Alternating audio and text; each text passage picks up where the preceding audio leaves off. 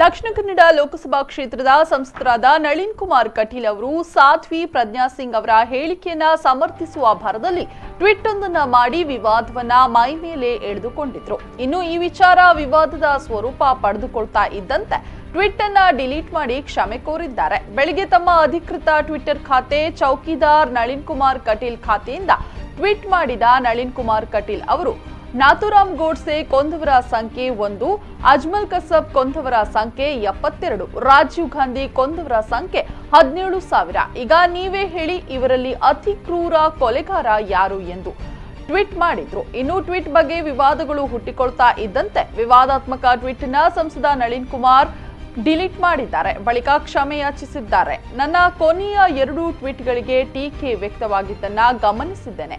ಯಾರಿಗಾದ್ರೂ ಅದರಿಂದ ಬೇಸರವಾಗಿದ್ದಲ್ಲಿ ನಾನು ಕ್ಷಮೆ ಯಾಚಿಸುತ್ತೇನೆ. ಯಾರನ್ನ ನೋಯಿಸುವುದು ನನ್ನ ಉದ್ದೇಶವಾಗಿರಲಿಲ್ಲ. ಚರ್ಚೆ ಇಲ್ಲಿಗೆ ಮುಗಿಸೋಣ ಎಂದು ಟ್ವೀಟ್ ಮಾಡಿದ್ದಾರೆ.